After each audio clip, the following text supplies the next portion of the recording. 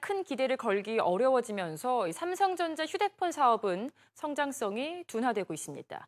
반면 반도체는 5년 만에 영업이익이 휴대폰 사업으로 앞지르는 등 핵심 사업으로 재부상하고 있습니다. 계속해서 신욱 기자가 보도합니다.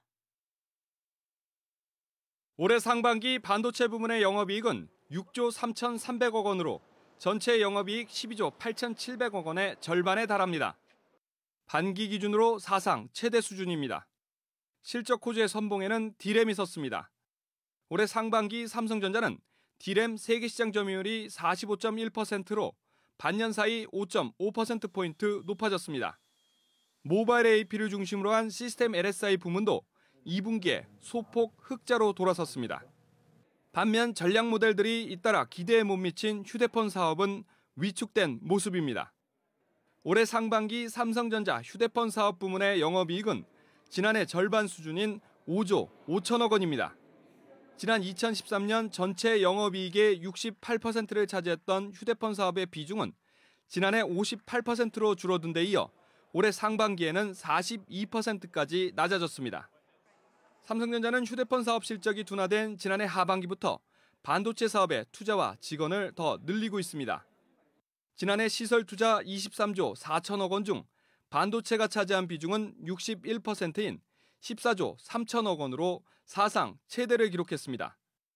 경기도 화성 공장 17라인 신설과 중국 시안 공장, 미국 텍사스 오스틴 공장 증설 등 대규모 투자가 이뤄졌던 지난 2012년 13조 8,500억 원보다도 5천억 원 정도 많았습니다.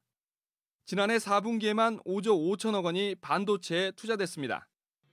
올해도 상반기 전체 투자 금액 13조 1천억 원 중 반도체에만 57%인 7조 5천억 원이 투입됐습니다.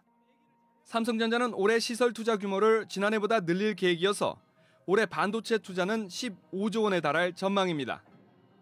공정 장비라든가 이런 것들이 고가로 변해가고 있어서 팹 1기를 건설하는 데 드는 비용 자체가 증가하고 있는 요인도 있고요. 그다음에 최근에 마이크론이 약간 실적이 안 좋아지는 틈을 타서 2기의 시장 점유율을 좀 더 높이려는 업체들의 입지, 그런 전략적인 측면도 있는 것 같습니다. 직원 수도 반도체가 포함된 DS 사업 부문은 지난해 상반기보다 2.6%, 1,000여 명 증가했습니다. 반면 같은 기간 휴대폰 사업 부문은 2.7%, 760명 감소했습니다. 오히려 최근에 휴대폰 쪽의 매출이나 이 의존도 높아진 것들이 어떻게 보면 삼성전자는 포트폴리오상 약간 오히려 안 좋아진 측면이 있었습니다. 그래서 반도체 측면 쪽의 의존도가 높아진 건 어떻게 보면 포트폴리오를 다시 밸런싱을 하는 측면에서 저는 좋은 방향이라고 보고 있고요.